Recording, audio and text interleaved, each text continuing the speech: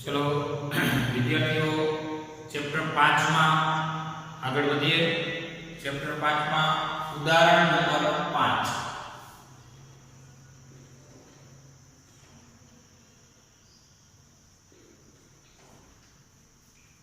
तमने आकृति में ओ बिंदुए मुकेली एक नानी चुंबकीय सोय P दर्शावेली है। हवे आ ओ बिंदु छे न्या चुंबकीय सोय मुकेली है। चुंबकीय सोय એટલે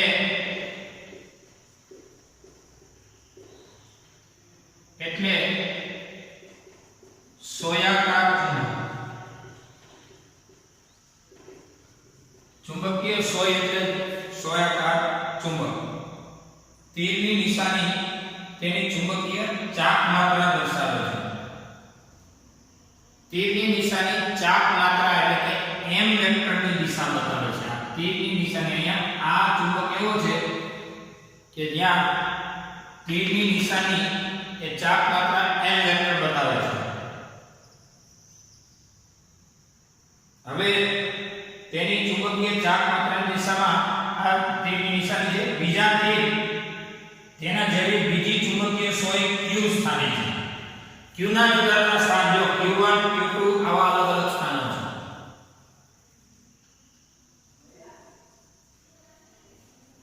એક અહીંયા છે q1 સ્થાન, આ સ્થાન p છે। ત્યાર પછી આ q2 સ્થાને છે,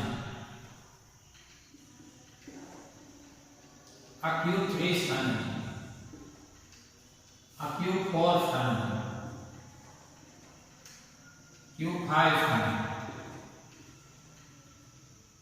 Q6 स्थान है। 1 2 3 4 5 6 स्थान है। तीरनी निशानी ए जुदी जुदी चुंबकीय चाक मात्राओ है। એટલે અહીંયા ચુંબકો કેટલા છે ખબર? 1 2 3 4 5 6 અને 7 ચુંબકો થયા। 6 અને આ વચ્ચેનો 7 કઈ સંરચનાત્મક ગોઠવણમાં આ તંત્ર સંતુલનમાં નથી એ કયો। હવે ખાસ કરીને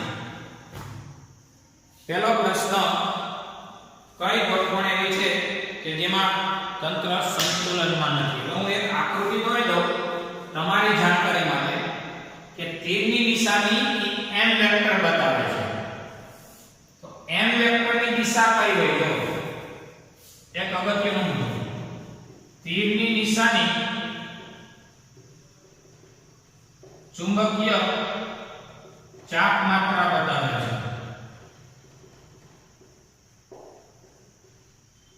આવો આપણો પ્રશ્ન છે।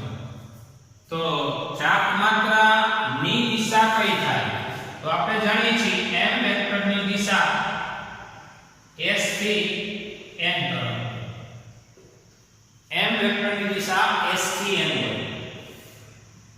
એટલે આપણે અહીંયા આ ચુંબક આવો વિચારો તો s થી n થી અહીંયા એક ચુંબક આપણો p પાણીનો આવો વિચારો।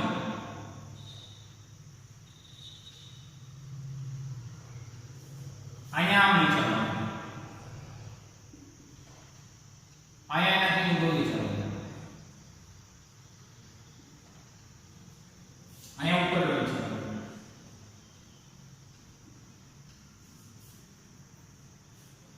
અહીંયા ઊંધો,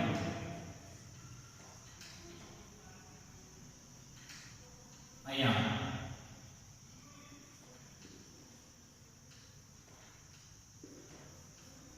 ટૂંકમાં s થી n બાજુ તીર હોવો જોઈએ। રેડી? એટલે આટલા ચુંબકોની સ્થિતિ થાય। હવે આપણો પહેલો પ્રશ્ન કઈ રચનામાં તંત્ર સંતુલનમાં નથી? પહેલો પ્રશ્ન કઈ રચનામાં તંત્ર સંતુલનમાં નથી?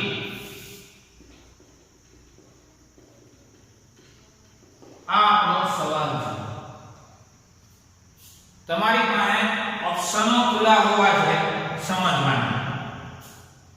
સંતુલનના પ્રકાર શું? તો કે સંતુલનના બે પ્રકાર, એક સ્થાયી સંતુલન અને બીજો અસ્થાયી સંતુલન. સ્થાયી સંતુલનમાં m વેક્ટર અને b વેક્ટર એક દિશામાં હોય, આ વખતે થીટા 0 હોય. જ્યારે અસ્થાયીમાં m વેક્ટર અને b વેક્ટર પ્રતિ સમાંતર હોય, આ વખતે થીટા 180 ડિગ્રી. તો સ્થાયી સંતુલનમાં અને અસ્થાયી સંતુલનમાં q તંત્ર છે. તો pq1 અને pq2 એનો આન્સર આવી શકે છે pq1 અને pq2 સંતુલનમાં જ નથી. તમને મનમાં થતું છે ઈ કેમ? તો યાદ રાખો, સંતુલનમાં શું હોવું જોઈએ? તો કે એક ચુંબકનું ચુંબકીય ક્ષેત્રમાં બીજા ચુંબકની મેગ્નેટિક મોમેન્ટ કોઈકના ક્ષેત્રમાં, દાખલા તરીકે અહીંયા આપણો હીરો કોણ છે? તો કે P છે.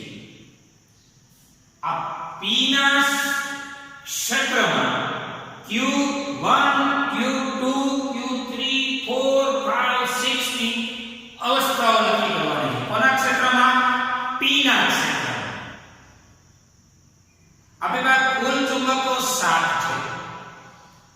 એમાં એક અલગ રાખો P, તો Qy કેટલા છે? 6. તો P પાસેના ક્ષેત્રમાં Q2 અને Q1 ને સેટ કરવા જાવ કોઈ સંતુલનમાં હંકામ નથી ભાઈ, તો પૂછી લ્યો એને. જો એની સમજૂતી, તો કે P ને રાખો,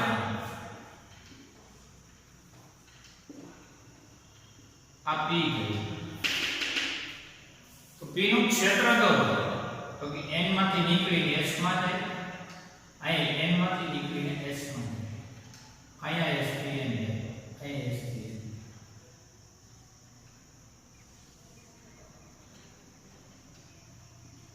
આમ થયું. એટલે કે P ના ક્ષેત્રમાં હવે Q1 ને મૂકો, તો અહીંયા મૂકો મેં Q1, P નું ક્ષેત્ર થયું.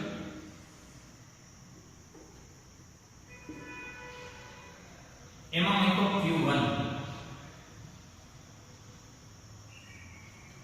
Q1 ની દિશા ચેક કરો,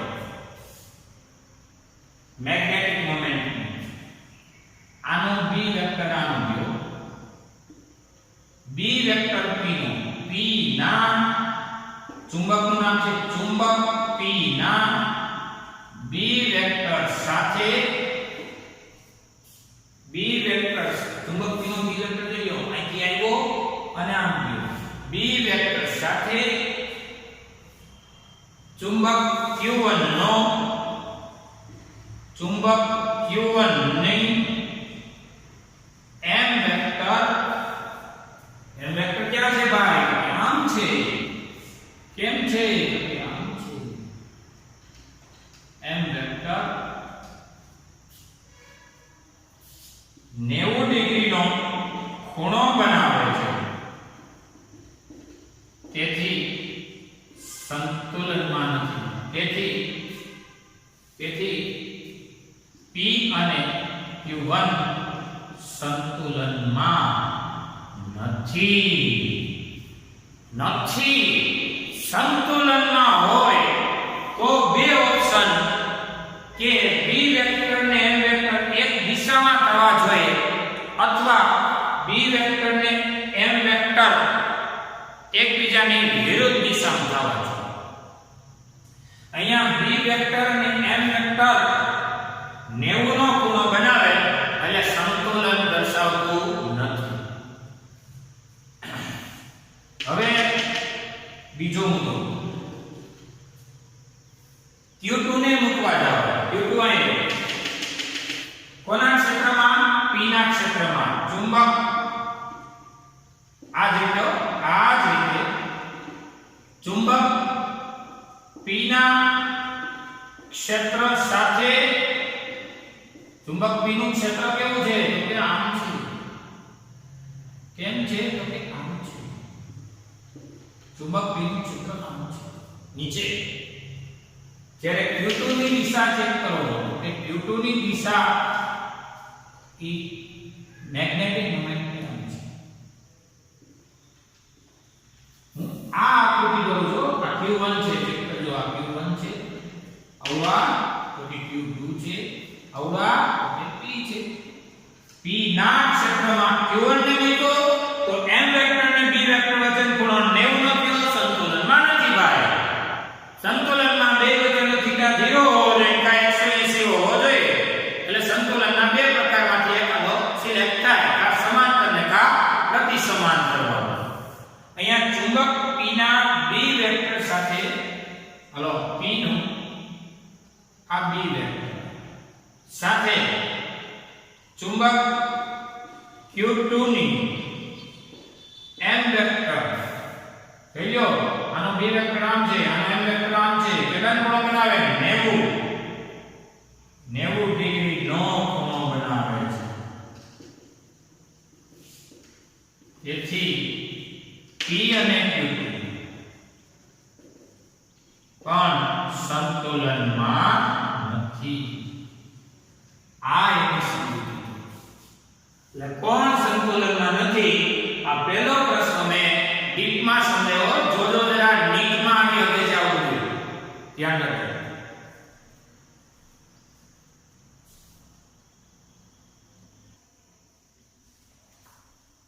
ચલો ડી. કઈ સંરચના એટલે કે ગોઠવણમાં તંત્ર પેલું સ્થાયી અને બીજું અસ્થાયી સંતુલનમાં છે?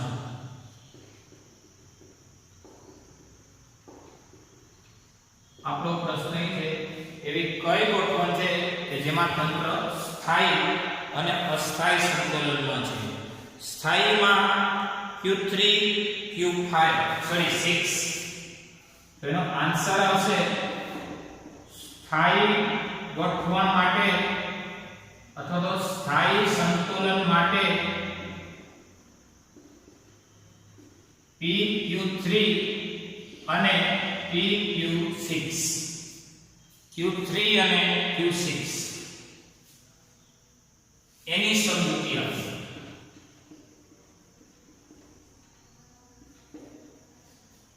ચલો PQ3 આ P પેલા તો મને સ્થાયી સમજાવો કે સ્થાયી એટલે M વેક્ટર ને B વેક્ટર વચ્ચેનો થીટા 0 હોવો.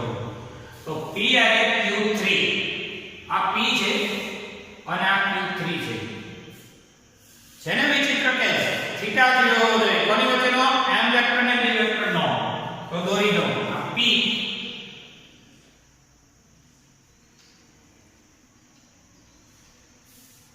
P ના ક્ષેત્રમાં હાલે. P તારું ક્ષેત્ર બતાય એટલે ક્ષેત્રમાં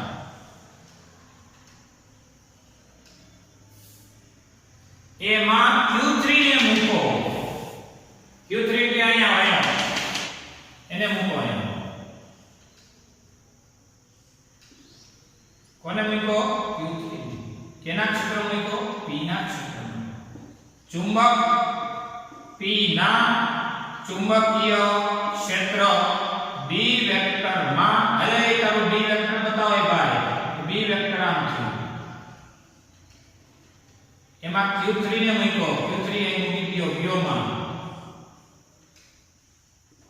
Q3 માં M વેક્ટર જો. Q3 નો M વેક્ટર જો નીચે છે.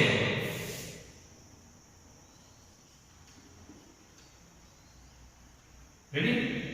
આ B વેક્ટર કોનું હતું? P નું. એટલે P ના ચુંબકીય ક્ષેત્ર B વેક્ટરમાં Q3 ચુંબક ને મૂકવાથી B વેક્ટર અને M વેક્ટર M આમ ને B આમ જોયો.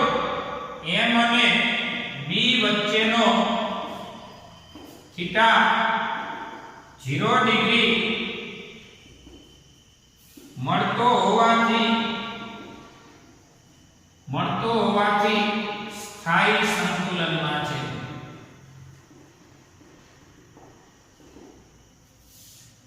સ્થાયી સંતુલનમાં છે.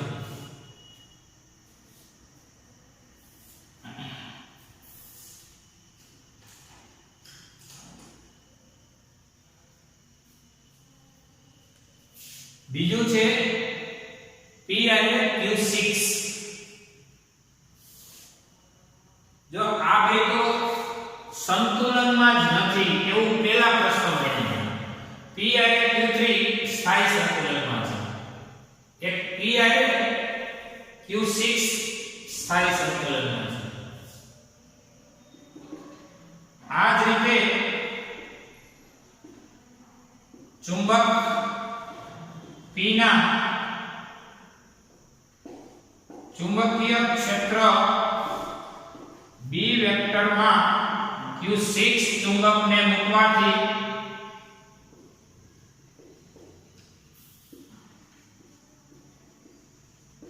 M વેક્ટર અને B વેક્ટર વચ્ચેનો થીટા 0 ડિગ્રી થાય. એટલે કે સ્થાયી સંતુલનમાં છે. ઈ કેમ ભાઈ બતાવો તો આકૃતિ તો જ સમજાય. જો P અને Q6 આ P છે, આ P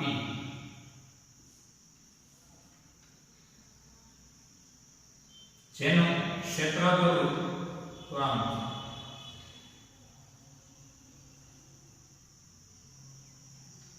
અને Q6. હવે આ બિંદુએ ક્ષેત્ર લો આમ ઉપર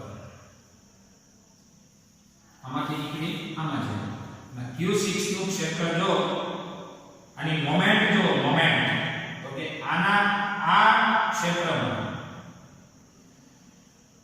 કોની દિશા થઈ તો કે B વેક્ટર. અને મોમેન્ટની દિશા લો તો કે આ Q6 થી. એક મિનિટ દેખાય છે જોઈ લો.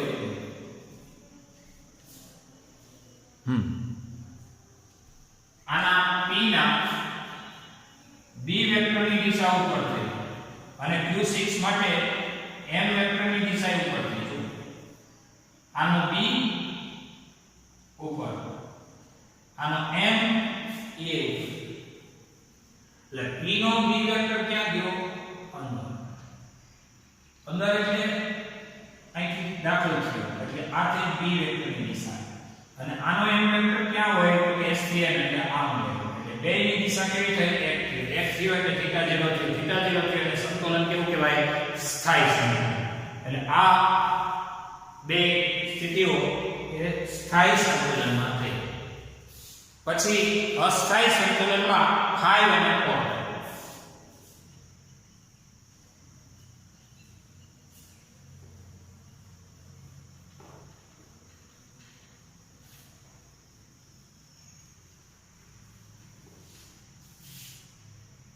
સ્થાયી પૂરી થઈ. હવે અસ્થાયી સંતુલનમાં 5 અને 4. એક 5 બીજું 4.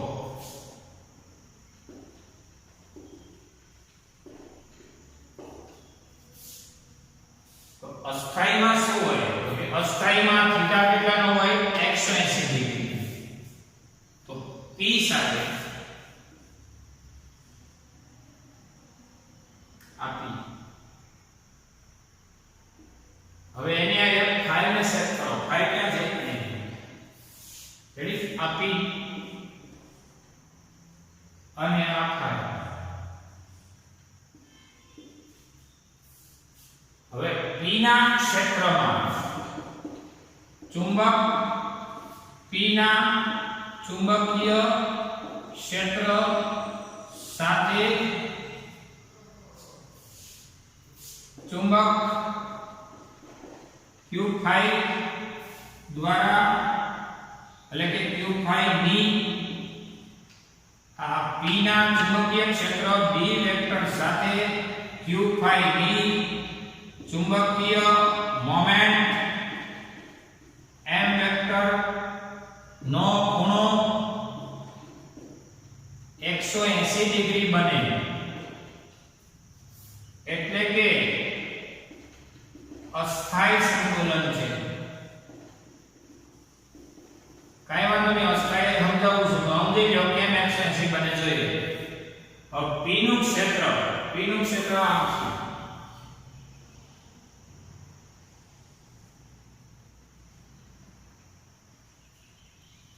એમાં q phi નું મોમેન્ટ ઉપર છે. આનું ક્ષેત્ર નીચે હોય, આ ક્ષેત્રની દિશા છે p નું ક્ષેત્ર આને અને q phi ની મોમેન્ટ આને દેખાય છે. q phi ની મોમેન્ટ ક્યાં ગઈ? ઉપર, અને p નું ક્ષેત્ર ક્યાં ગયું? નીચે.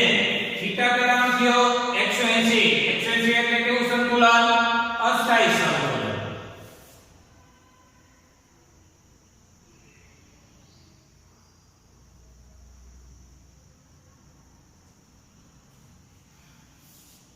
આ જ રીતે ચુંબક p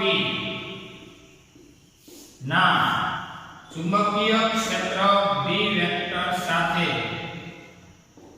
ચુંબક q4 દ્વારા અથવા q4 ની ચુંબકીય મોમેન્ટ m વેક્ટર નો ખૂણો અહીંયા 180 ડિગ્રી બનાવે એટલે કે અસ્થાયી સંતુલનમાં છે.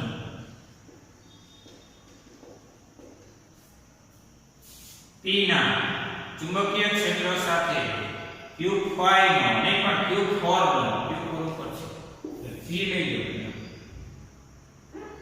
જો આ p એટલે p નું શું લેવાનું? ક્ષેત્ર.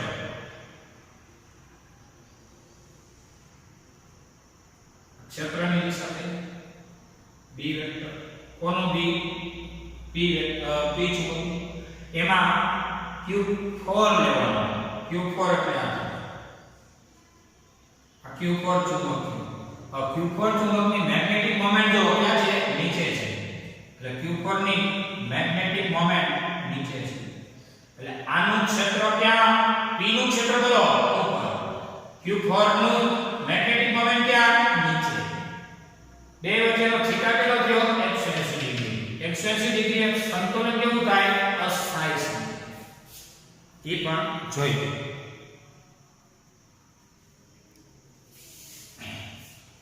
ત્યાર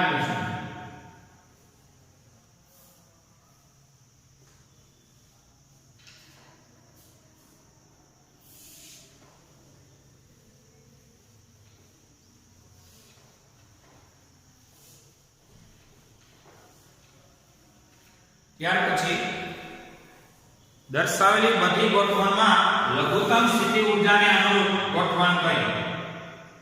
હવે લઘુત્તમ સ્થિતિ ઊર્જા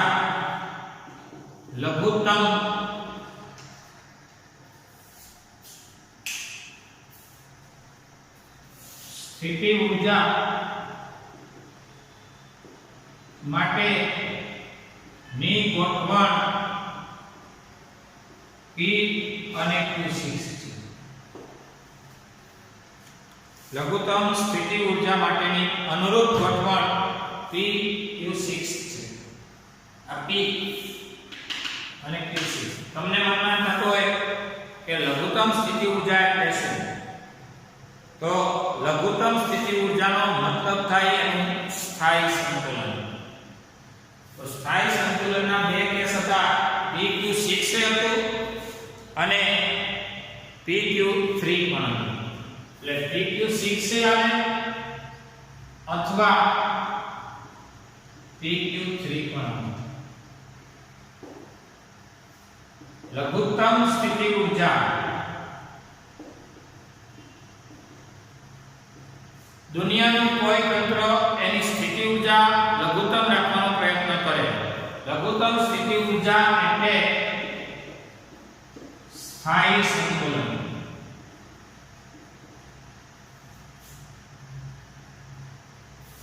આ વખતે u બરાબર -m.b એટલે કે -nb cos 0 1 થાય.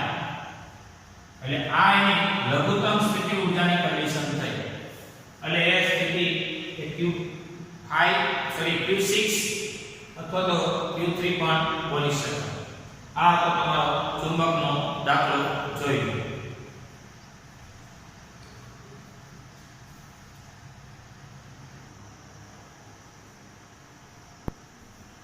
ચલો જો સ્વાધ્યાયનો 5મો દાખલો.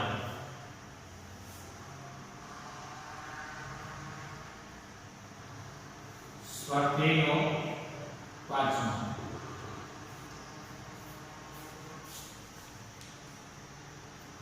તમને એવું કીધું છે ખૂબ નજીક વીંટાળેલા 800 આટાવાળા આટાની સંખ્યાને n. 8 છેદના ક્ષેત્રફળને a કહેવાય. 2.5 10 4 મીટર સ્ક્વેર 8 છેદનું ક્ષેત્રફળ હોય એવા સોલેનોઇડ માંથી 3 એમ્પિયર પ્રવાહ પસાર થાય છે. સોલેનોઇડ કઈ રીતે ધજિયા ચુંબકની જેમ વર્તે એ કયો તેની મેગ્નેટિક મોમેન્ટ કેટલી? મેગ્નેટિક મોમેન્ટ શોધો. પ્રશ્ન એક છે. અને બીજો એવો કીધો કે સોલેનોઇડ કઈ રીતે ધજિયા ચુંબકની જેમ વર્તે એ કહો. સોલેનોઇડ કઈ રીતે ધજિયા ચુંબકની જેમ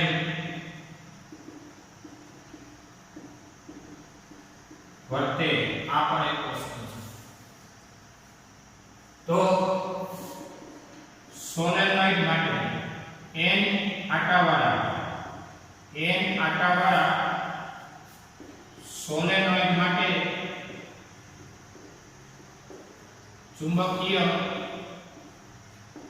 મોમેન્ટ m બરાબર n I. એક આટા માટે I, n આટા માટે n I. n એટલે આટાની સંખ્યા 800. પ્રવાહનું મૂલ્ય 3. a એટલે એરિયા 2.5 10 4. આ તમે ગણતરી કરશો એટલે 800 ગુણ્યા 3 ગુણ્યા 2.5 6000 10 ની -4 6000 એટલે 6 10 ની 3 ફાઇનલ કહેવાય 6 10 ની -1 એટલે કે 6/10 એટલે 0.6 થયો. અને m નો એકમ થયો એમ્પિયર ઇન્ટુ મીટર સ્ક્વેર. પ્રવાહનો એમ્પિયર, ક્ષેત્રફળનો મીટર સ્ક્વેર. આટાની સંખ્યાને કોઈ એકમ હોતો નથી. સોલેનોઇડ કઈ રીતે ધજિયા ચુંબકની જેમ વર્તે? તો સોલેનોઇડમાં પ્રવાહની દિશામાં આંગળીઓ વીંટાળતા અંગૂઠો જે આવે એ મેગ્નેટિક મોમેન્ટની દિશા છે. સોલેનોઇડમાં પ્રવાહની દિશામાં જમણા હાથના સ્ક્રૂના નિયમની મદદથી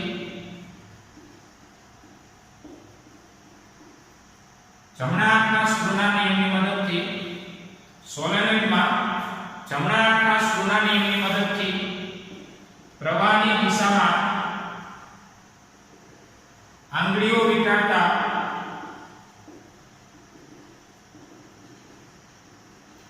અંગૂઠો જે દિશામાં આવે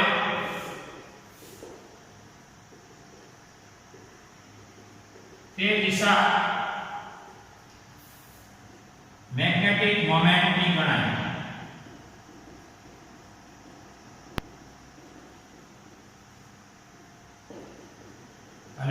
દિશા મેગ્નેટિક મોમેન્ટની હોય એ મેગ્નેટ જ છે ને, એટલે આ રીતે મેગ્નેટની જેમ વર્તે. આ રીતે સોલેનોઇડ મેગ્નેટની જેમ વર્તે. કઈ રીતે વર્તે? તો કે આંગળીઓને પ્રવાહની દિશામાં વિખેરતા જે દિશામાં અંગૂઠો આવે જમણા હાથનો એ મેગ્નેટિક મોમેન્ટની દિશા થાય, અને મેગ્નેટની મેગ્નેટિક મોમેન્ટ હોય SPN, અને સોલેનોઇડમાં મેગ્નેટિક મોમેન્ટ હોય એટલે સોલેનોઇડ મેગ્નેટની જેમ કેમ વર્તે એની આપણે ચર્ચા કરી દીધી. જોઈએ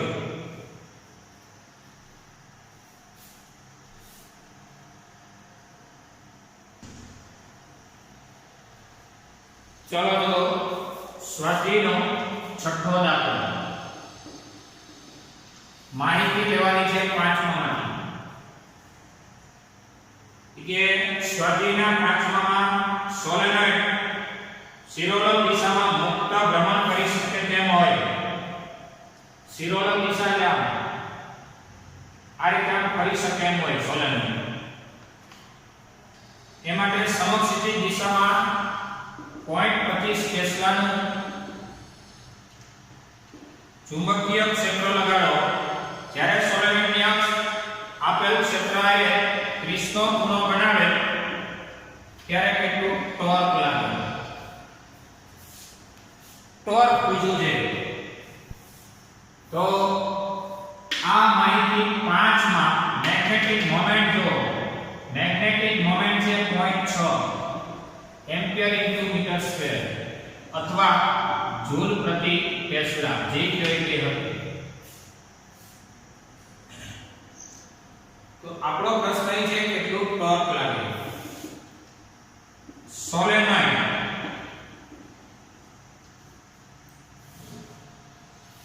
ને બાહ્ય ક્ષેત્રમાં મૂકવાથી સોલેનોઇડ એટલે એક પ્રકારનો ચુંબક જ હો ભાઈ. એટલે ચુંબક સોલેનોઇડ કાઉન્સમાં કહેવાય ચુંબકીય ડાયપોલ.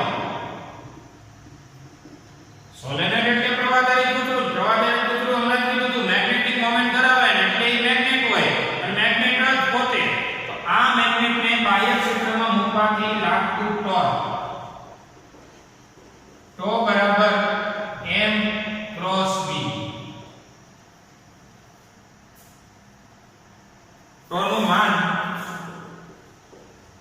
એટલે mb sin થીટા. m જાણીતું છે 0.6, b નું મૂલ્ય જાણીતું 0.25 અને થીટા છે 30 ડિગ્રી અને sin 30 નું મૂલ્ય થાય 1/2. તો હવે 0.6 ગુણ્યા 0.25 ના છેદમાં 2 એટલે 0.075 ન્યૂટન ઇન્ટુ મીટર નું ટોર્ક લાગશે. આ થયું ટોર્ક. જોઈએ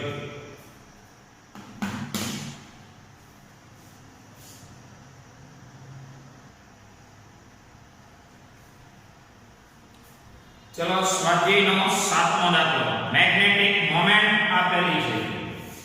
સ્વાધ્યાયના 7મા દાખલામાં m બરાબર 1.5 જૂલ પ્રતિ ટેસ્લા. આવો કજિયો ચુંબક નિયમિત ચુંબકીય ક્ષેત્ર આપ્યું છે 0.22 ટેસ્લા સાથે એક રેકસ રાખેલો છે.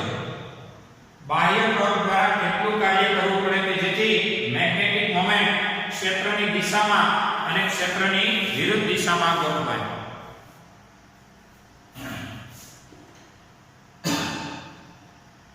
ચુંબક ને બાહ્ય ક્ષેત્રમાં મૂકેલું છે એટલે સંતુલન સ્થાયી સંતુલન હોય. થીટા હોય n વેક્ટર અને v વેક્ટર વચ્ચેનો 0. બાહ્ય ટોર્ક વડે એવું કીધું છે કે કેટલું કાર્ય કરવું પડે કે જેથી મેગ્નેટિક મોમેન્ટ ક્ષેત્રની દિશામાં અને ક્ષેત્રની વિરુદ્ધ દિશામાં ગોઠવાય. ચુંબકને બાહ્ય ક્ષેત્રમાં મૂકેલો છે બાહ્ય ટોર્ક વડે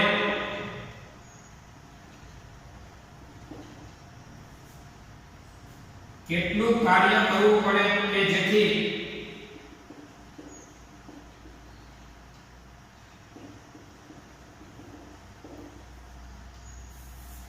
આ ચુંબક ક્ષેત્રની દિશામાં ગોઠવાય. આ આપણો સવાલ છે. પછી કેટલું કાર્ય કરવું પડે કે જેથી બીજો સવાલ એ છે કે ક્ષેત્રની વિરુદ્ધ દિશામાં ગોઠવાય. બીજું વિરુદ્ધ દિશામાં ગોઠવાય.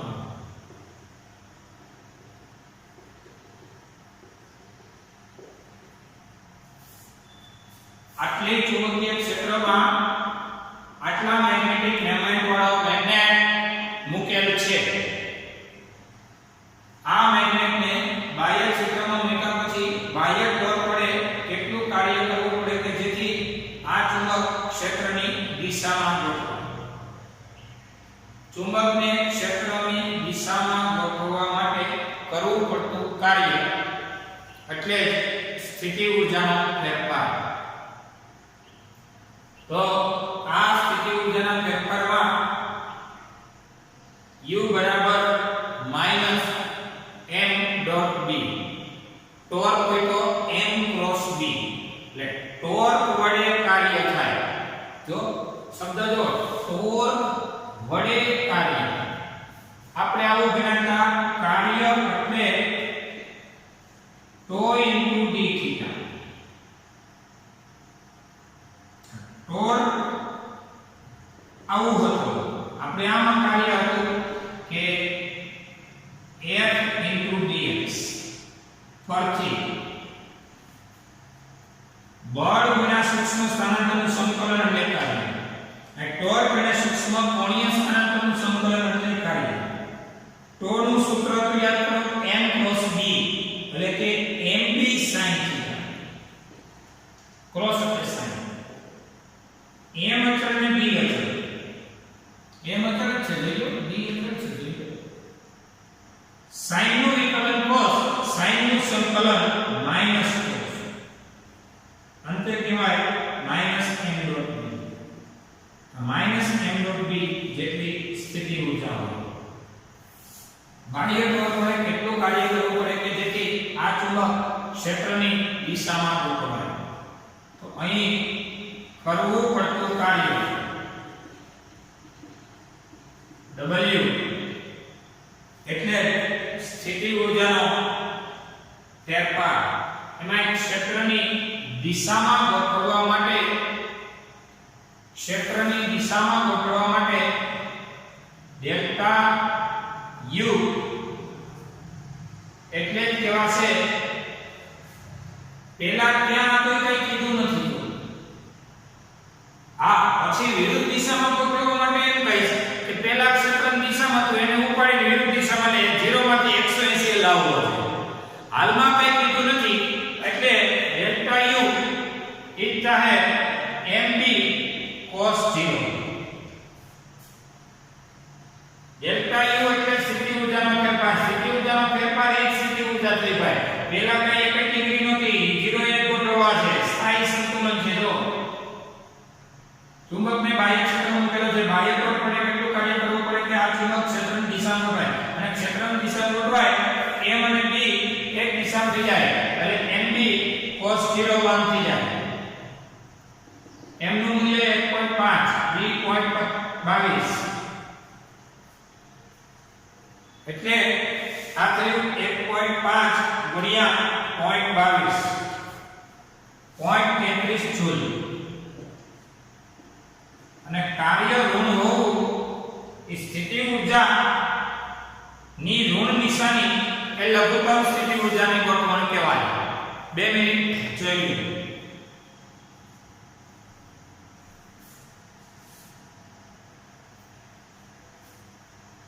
આ a નો પહેલો, આ a નો બીજો છે, b ચરનો છે. a નો પહેલો કેટલું કાર્ય કરવું પડે તો કે ટોર્ક વડે કરવું પડતું કાર્ય, જો થતું કાર્ય નથી, ટોર્ક વડે કરવું પડતું કાર્ય 0.31 જૂલ. આ કાર્ય છે. હવે વિરુદ્ધ દિશામાં ગોઠવાય. આ વખતે કરવું પડતું કાર્ય W બરાબર delta U U2 minus U1, U એટલે શું?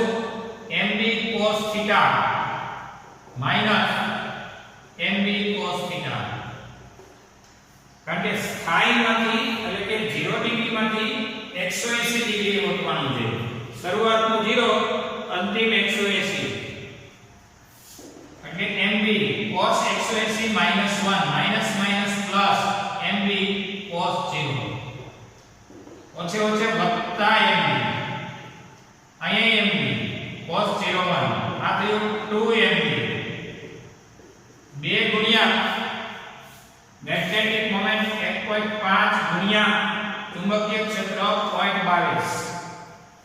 એટલે આના આ mb ના ડબલ ક્યાં? mb 0.33 એના ડબલ એટલે 0.66 જૂલ. એટલું કાર્ય કરવું પડે.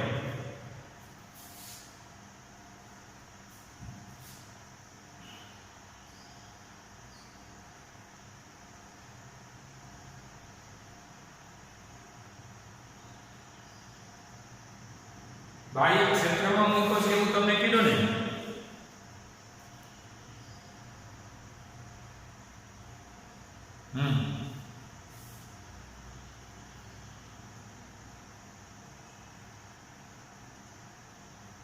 બાહ્ય ક્ષેત્રમાં મૂકો પછી ક્ષેત્રની દિશામાં ગોઠવો. તમારે એક સ્ટેપ વધારવો હોય તો વધારીએ ગાય. ક્ષેત્રમાં કેમ મૂકવાનું આપણે 90 નાખોને મૂકી દેવાનું. ચુંબકીય ક્ષેત્ર આમ હોય ને તો મેગ્નેટને આમ મૂકી દેવાનું. એટલે શરૂઆતમાં એ મૂકવાનું, અંતે આ થયું એટલે અંતિમ માઈનસ પ્રારંભિક તો એ તો 0 જ થવાનું. એટલે કાંઈ મહત્વ નથી. મતલબ આપણું કાર્યનું આ મૂલ્ય છે 0.33 અને ઓલું 0.66. આ ચર્ચા હતી જોઈ.